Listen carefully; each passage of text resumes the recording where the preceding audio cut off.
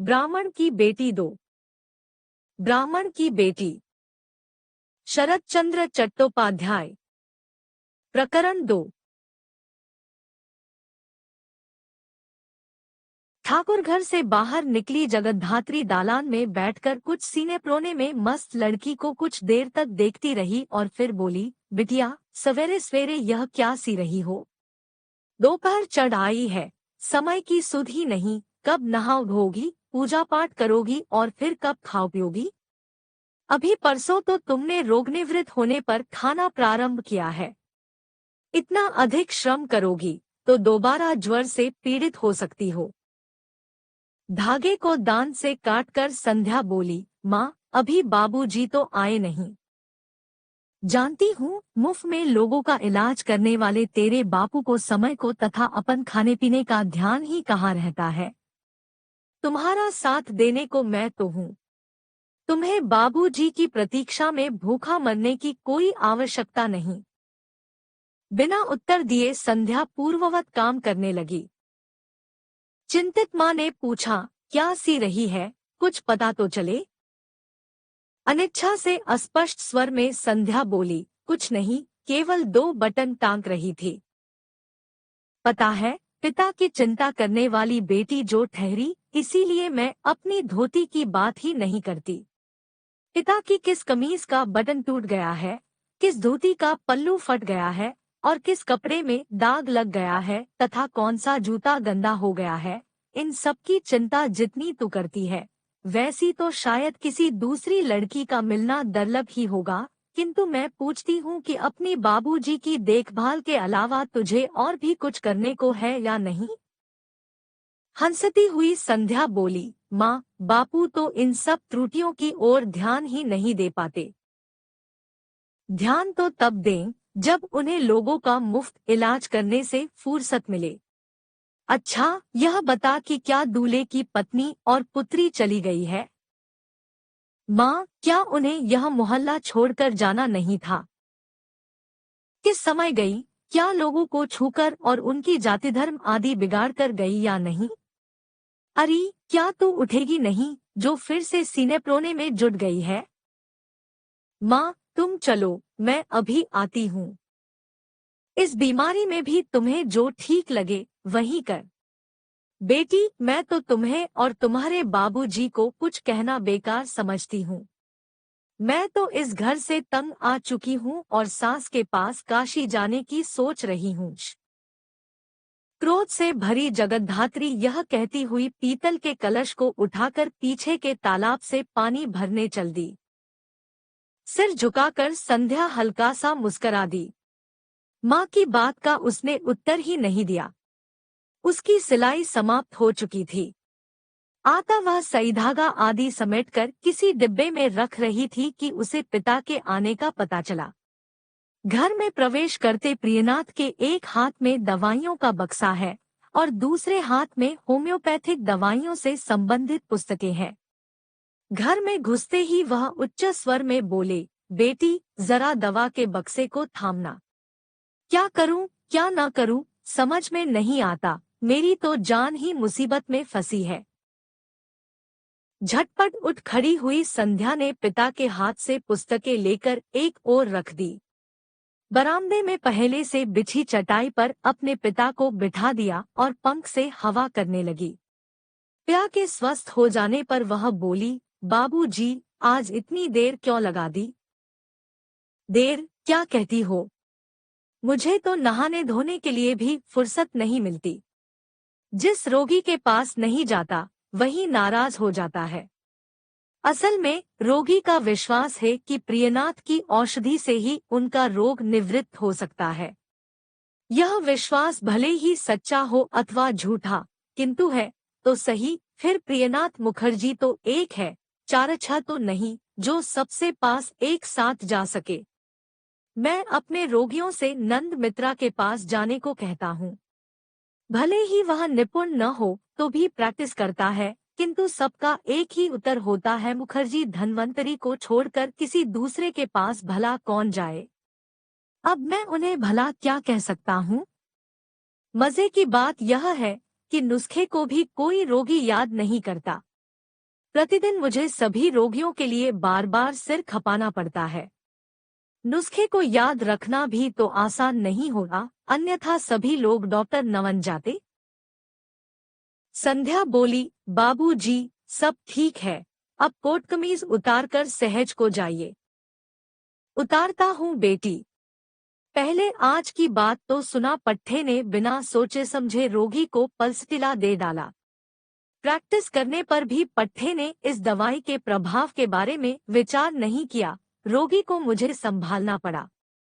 अब पुस्तक देखकर तो इलाज नहीं किया जाता, कुछ कंठस्थ भी किया जाता है, कुछ बुद्धि और कुछ अनुभव से भी काम लिया जाता है। संध्या बेटी, जरा पुस्तक खोल, मैं तुझे पल्सटिला के संबंध में लिखा पढ़कर सुनाता हूँ। बाबूजी, आपको सबक कंठस्थ है, पुस्तक खोलकर देखने की क्या आवश्यकता है? आपके खा पी लेने के बाद ही मैं आपसे बात करूंगी। कंठस्थ होने की तो ठीकत है, फिर भी पुस्तक दिखा तो सही। नहीं, बहुत देर हो गई है, पहले तेल मालिश करा लो, नहीं तो माँ आकर बिगड़ेगी, कहकर संध्या ने उचक कर देखा कि माँ नहाकर आ तो नहीं रही है। इसके बाद पिता के मना करने पर भी वह प्याली में तेल लेकर उनके पैरों में लगाने लगी। अपनी धुन में खोए मुखर्जी बाले, बेटी जरा रुक जाती तो पुस्तक देख लेता। वह बूढ़ा, संध्या देख लेना, वह हरगिज नहीं बचेगा और फिर मैं हरामजादे प्राण के जेल भिजवा कर रहूंगा। उस साले का काम ही मेरे रोगियों को बहकाना है। 5 के चाचा को मैंने सोच समझकर औषधि दी और मेरे पीछे प्राण उसके पास पहुंचकर उससे बोला, देखूं क्या औषधि दी है प्राणनाथ ने? संध्या ने क्रुद्ध होकर पूछा, फिर क्या हुआ?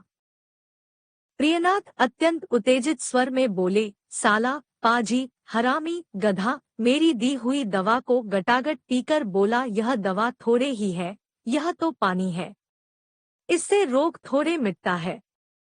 अब मैं तुम्हें दवा देता हूँ, प्रियनाथ पीकर दिखाए। असल में उसने रोगी को कैस्टर आयल दे दिया था। रोगी ने मुझे ललकारा, आप प्राण की दवा पीकर तो दिखाओ। धराई हुई संध्या ने पूछा, कहीं आपने दवा पी तो नहीं ली? नहीं बेटी, नहीं, किंतु इस प्रण के कारण दोपहर तक भटकता रहा, किंतु एक भी रोगी मेरे पास नहीं फटका। मैं इस साले पर अवश्य मुकदमा ठोकूंगा। क्रोध और दोह के कारण संध्या की आंखें गीली हो गई। वह अपने भोले भाले पिता को इस संसार के आघातों, उत्पातों और उपद्रवों से बचाना चाहती थी। आता वह कोमल, मधुर और शांत स्वर में बोली, बाबूजी, यदि रोगी आपकी दवा नहीं लेना चाहे तो आपको इस गर्मी में गली गली भटकते फिरने की क्या आवश्यकता है? क्या आपको मालूम नहीं कि आपके घर पर न होने के कारण घर से कितने रोगी निराग लौट जाते हैं? संध्या के इस कथन में 1% भी सत्य नहीं था। गांव के दीनदुखी घर पर दवा लेने आते हैं तो संध्या के पास ही आते हैं। उन्हें शायद प्रियनाथ के डॉक्टर होने की जानकारी ही नहीं होगी। हाँ, यह बात अलग है कि संध्या द्वारा दी गई दवा अचूक सिद्ध होती है। सुनने में तो यहाँ तक आया ही रोगी प्रियनाथ के घर पर न होने की पक्की जानकारी के बाद ही संध्या के पास आते हैं, किंतु पिता की प्रसन्नता के लिए उसे मिथ्या भाषण में कोई संकोच नहीं। प्रियनाथ ने संध्या के कथन को सत्य मान लिया और परेशान होकर बोल, हाँ, निराश लौट गए। कौन थे वे, क्या नाम था उनका, किस समय आए थे और किधर चले गए? क्या तुमने उन लोगों के उनका नाम धाम कुछ पूछा था? अपने को लज्जित अनुभव करती हुई संध्या बोली, बाबूजी, हमें किसी से उसका नाम धाम पूछने की क्या आवश्यकता है? जिसे गरज हो वह लौट कर आएगा। तुम लोगों की इस मूर्खता से तो मैं परेशान हो गया। यदि उनका नाम धाम पूछ लिया होता तो तुम लोगों की क्या हानि हो जाती? मैं अभी उनके पास पहुंच जाता और मेरी दवा की एक ही खुराक से उनका रोग दूर हो जाता। तेल मलने में लगी संध्या कुछ न बोली। प्रियनाथ ने पूछा, क्या वे फिर किसी समय आने को कह गए हैं? शायद शाम को आए। शायद तुम अपनी गलती नहीं मानोगी। मान लो बेचारे किसी कारण न आ सके और फिर विपिन के हत्थे चढ़ गए। बदमाश पाजी प्राण भी तो मेरे रोगियों को फंसाने में गला रहता है। कहीं इन दोनों को तो टो नहीं लग गई। मुझे यह अच्छा नहीं लग रहा है। क्या घर में मुट्ठी भर चनाच बेना नहीं था? उन रोगियों को खाने को देकर रोक लिया होता। जब तक मैं स्पष्ट निर्देश न दूं, किसी को तब तक कुछ सूझता ही नहीं। कोई अपनी बुद्धि से काम लेता ही नहीं है। अरे कौन झांक रहा है? भीतर चले आओ भाई। अरे राममय, यह क्या तुम तो लंगड़ा रहे हो? प्रियनाथ के स्नेह और सम्मान से प्रभावित एक अधेड़ आयु का किसान भीतर आंगन में आ उपस्थित हुआ। वह बड़ी बेपरवाही से बोसा, डॉक्टर साहब, मैं ठीक हूँ, कुछ नहीं हुआ। तुम अपने लंगड़ाने को कुछ होना समझते ही नहीं। संध्या, तेल मलना छोड़। यह अर्निका का केस है। राममय, तुम्हें रोग की गंभीरता को समझना चाहिए। प्रियनाथ के पांव दिखाने के आदेश पर राममय ने करुण दृष्टि से संध्या की ओर देखते हुए कहा, दीदी कल गिर गया था और पैर में मोच आ गई थी। संध्या की ओर देखकर प्रियनाथ बोले, मैंने पहली दृष्टि में बता नहीं दिया था कि यह अर्निका का मामला है। अच्छा भाई, बताओ कि तुम गिरे कैसे? दरवाजे के पास के पतनाले के ऊपर वाले तख्ते को लड़कों ने हटा दिया था। मुझे इसकी जानकारी नहीं थी। अनमना उसमें गिर पड़ा और मोच आ गई। प्रियनाथ अनमना शब्द को मानव स्वभाव का अंग बताकर उसकी शास्त्रीय व्याख्या करने में जुट गया और फिर पूछा, इसके बाद क्या हुआ? महाराज, फिर क्या होना था? उसी समय से दर्द से बुरी तरह करा रहा हूँ। धरती पर पैर नहीं रखा जा रहा है। संध्या बोली, बाबूजी, बहुत देर हो गई है। रोगी को अर्निका देकर चलता करो। प्रियनाथ बोले, संध्या बेटी, धीरज रख, केस पूरी तरह समझने तो दे। नुस्खा निश्चित करना क्या मजाक है? जल्दबाजी की तो बदमान हो जाऊंगा। हाँ भाई, इस समय दर्द कैसा है? बड़े जोर की टीस उठाती है। मैंने यह नहीं पूछा। मैं जानना चाहता हूँ कि किस ढंग का दर्द है, दिसने जैसा, मलने जैसा, सुई चुभने जैसा या फिर बिच्छू के काटने जैसा? कुनकुन करता है या झनझनाता है? जी हाँ महाराज, झनझन करता है। फिर क्या होता है? फिर क्या होता है? दर्द के मारे बुरा हाल है। क्या कहा, मरे जाते हो? और नहीं तो क्या? लंगड़ा कर चलता हूँ। धरती पर पाँव नहीं धरा जाता। यह मरना नहीं तो क्या है? शैतान लड़के न बात सुनते हैं और न ही मनाही मानते हैं। उस तख्ते से खेलते हैं।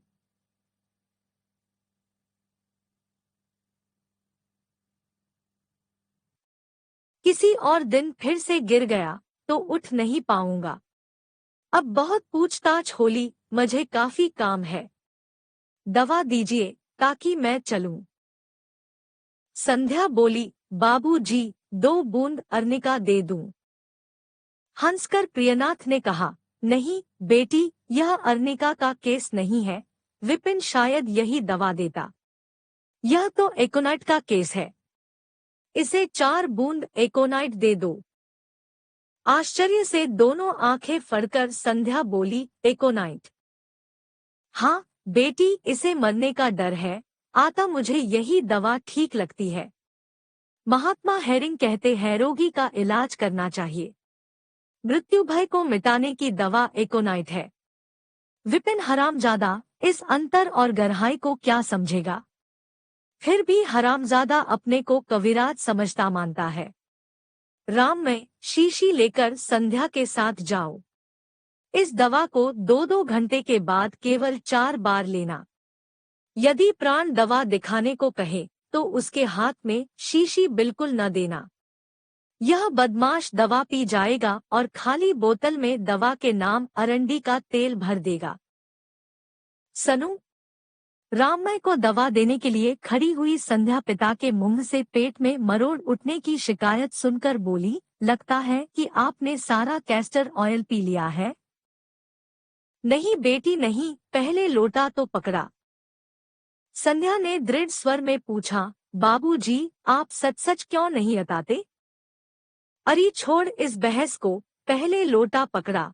लोटा उठाकर वह घर के पिछले दरवाजे से बाहर निकल गए। राममय ने संध्या से दवा देने का अनुरोध किया। वह बोली, जी अपने पिताजी वाली दवा रहने दो, अभी आर्निका की 2 बूंदें ही दे दो। संध्या बोली, तुम क्या समझते हो कि मैं पिताजी से कुछ अधिक जानती हूँ? लज्जित होकर राममय बोला, मैं यह नहीं कहता, किंतु मुखर्जी बाबू की दवा तेज होती है। घर में बेटे को कल से दस्त लगे हैं। बाबूजी की दवा के लिए मैं जाते ही उसे भेज दूंगा। दुआखी स्वर में अच्छा कहकर संध्या राममय को बगल वाले कमरे में ले गई। ठाकुरद्वार के लिए तालाब से मटका भरकर लौटी जगद्धात्री ने मटके को रखकर क्रुद्ध स्वर में आवाज दी, संध्या, अरे ओ संध्या। कमरे से संध्या ने उत्तर दिया, आती हूँ माँ।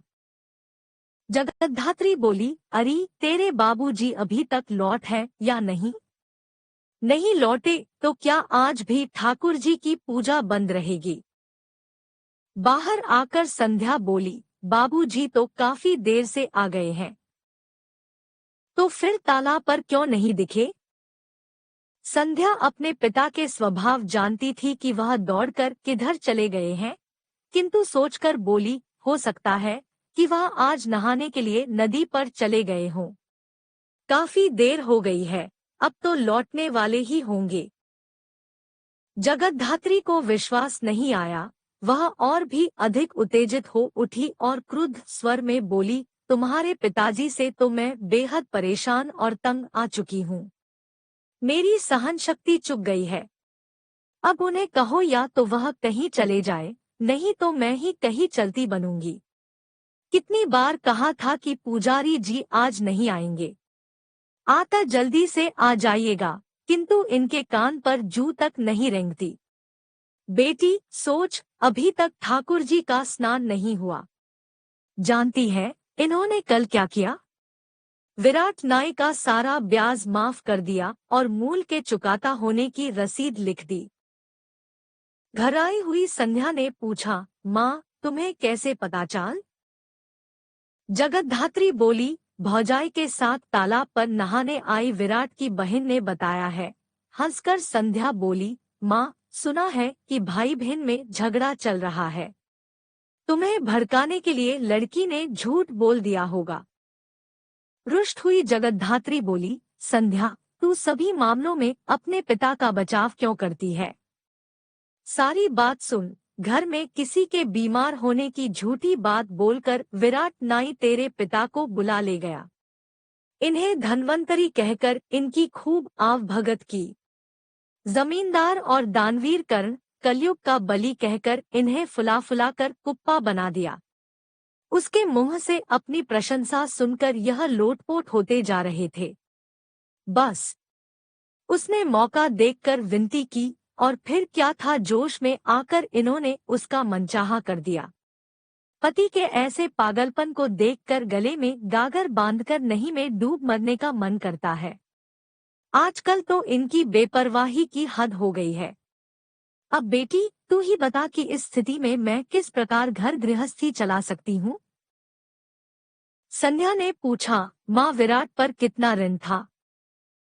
ठीक से तो मैं क्या जानूं, फिर भी 10-12 रुपए से कुछ अधिक ही हों। इन्हें लुटाने में कुछ सोचना थोड़ा पड़ता है। इसी बीच गीली धोती पहने आकर प्रियनाथ संध्या से अंगोछा देने को चिल्लाने लगे। इसके साथ ही वह संध्या को किसी रोगी के लिए कोने में पड़ी एक विशेष औषधि लाने को भी कहने लगे। धधकती आग की तरह क्रुद्ध जगद्धात्री बोली, मैं तुम्हारे इस बक्से को कूड़ेदान में फेंकती हूँ। ससुर के अन्न पर पलते हो और अपने को जमींदार कहते हो। तुम्हें तो शर्म से चुल्लू भर पानी में डूब मरना चाहिए। विराट नाई का ऋण छोड़ने के लिए तुम्हें किसने कहा था? किसकी अनुमति से तुम दूल्हे डोम को इधर बसाने को ले आए हो? क्या तुमने हाड़मांस जलाने का पक्का इरादा कर रखा है? इससे अच्छा तो यह है कि या तो मुझे नदी में धक्का दे दो या फिर तुम इस घर से निकल जाओ। अब मैं तुम्हें सहन नहीं कर सकती। संध्या उच्च और तीखे स्वर में बोली, माँ, क्या यह दोपहरी बातें करने का समय है? थोड़ा सोच विचार तो कर लिया करो। जगद्धात्री भी उसी तलखी से बोली, क्या तेरा बाप कभी सवेरे दिखाई देता है? जब आता इसी समय है तो फिर सज्जूट इसी समय तो कहूंगी। अपने पिता को कह दे कि ठाकुर जी की पूजा करके कुछ खा पी ले और फिर इस घर से चलता बने। मैंने इसे सारी उम्र बिठाकर खिलाने का ठेका नहीं ले रखा है। मैंने बहुत सहा है, अब और नहीं सह सकती, बिल्कुल नहीं सह सकती। कहती हुई जगद्धात्री की आंखों से आंसू टपकने लगे और वह अपने कमरे में चली गई। प्रियनाथ अपनी सफाई में कहा, क्या उस नाई के बच्चे से बहुत कहा कि जमींदार होने का मतलब इतने सारे रुपए छोड़ देना थोड़े होता है, किंतु मेरी कौन सुनता है। वह तो मेरे पैरों से लिपट गया और छोड़ता ही नहीं था। मैंने भी सोचा कि जब बेचारे के पास पेट भरने के लिए दमड़ी तक नहीं है तो फिर ऋण का भुगतान कहाँ से करेगा। मैं उसे अमुक औषधि। रोती बिलखती संध्या ने कहा, बाबूजी, माँ से परामर्श किए बिना आप ऐसे निर्णय लेते ही क्यों हो? मैं कुछ न करने का निश्चय करता तो हूँ, किंतु जब देखता हूँ कि प्रियनाथ द्वारा कुछ किए बिना गाड़ी आगे सरकती ही नहीं, तो मेरे से मुकरदर्शक बने रहना नहीं हो सकता। पूरी बात सुने बिना संध्या वहां से चल दी। सूखी धोती और अंगोछा पिता को सौंपती हुई बोली, बाबूजी, अब और देर मत करो, जल्दी से ठाकुर जी की पूजा कर लो। मैं अभी आती हूँ। संध्या अपने कमरे में आ गई और सिर पोंछते हुए प्रियनाथ ठाकुर जी के कमरे में चल दिए। इस बीच पेट में फिर ऐंठन की शिकायत करते हुए वह प्राण की दवा पीने के लिए पछताने लगे।